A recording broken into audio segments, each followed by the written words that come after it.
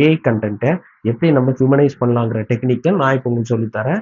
கூகுளால் இது ஏஐ ஜென்ரேட்டர்னு கண்டுபிடிக்காத முடியாத அளவுக்கு எப்படி அதை ஹியூமனைஸ் பண்ணுறாங்கிறது இந்த வீடியோவில் நான் சொல்லித்தரேன்.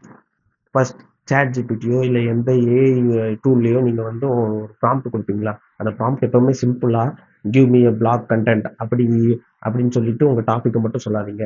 எப்பவுமே give me a blog content of உங்களோட கீவேர்டு என்னங்கிறது சொல்லணும்.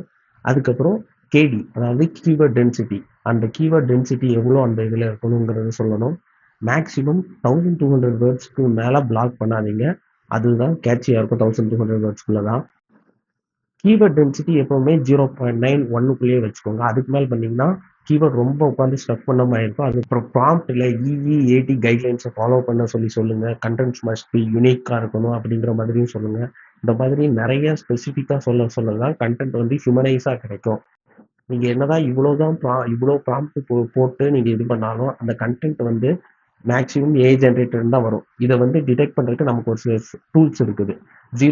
ஜிபிடிங்கிற டூல் யூஸ் பண்ணிங்கன்னா நம்ம கண்டென்ட் எவ்வளோ ஏஐ ஜென்ரேட்டர் இருக்குது, எவ்வளோ ஹியூமனைஸ் ஆகிருக்குங்கிறத ஈஸியாக நம்ம அந்த இதில் கண்டுபிடிச்சிக்கலாம். இப்போ நீங்கள் போட்டுட்டீங்க ஜிபிடியில் ஒரு 50% மேலே ஏஐ கண்டென்ட் இருக்க மாதிரி காமிச்சிச்சுன்னா அதை கம்மி பண்ணுறதுக்கு அதில் வந்து எல்லோ ஹைலைட்டடாக இருக்க வேர்ட்ஸை ரிமூவ் பண்ணி அதுக்கு ரீப்ளேஸ்மெண்ட்டாக வேறு வேர்ட்ஸ் கேட்டு அதை ரீப்ளேஸ் பண்ணிங்க. மேக்ஸிமம் இதே ப்ராசஸ் கண்டினியூ பண்ணுங்க. உங்க 10% கீழே ஏஐ ஜென்ரேட்டடாக இருக்குங்கிற அளவுக்கு நீங்கள் பண்ணிக்கிட்டே இருக்கணும். அப்போ தான் வந்து கூகுளில் அந்த பிளாகை ஈஸியாக ரேங்க் பண்ண முடியும். இல்லைனா கூகுள் அது வந்து ஏஐ கண்டென்ட்னு ரிஜெக்ட் பண்ணி விட்டுரும். உங்களுக்கு பிளாக் பண்ணுறதுக்கான ப்ராம்ப்ட் உங்களுக்கு வேணும்னா ஜஸ்ட் ப்ராம்ப்ட்னு கமெண்ட் பண்ணுங்க.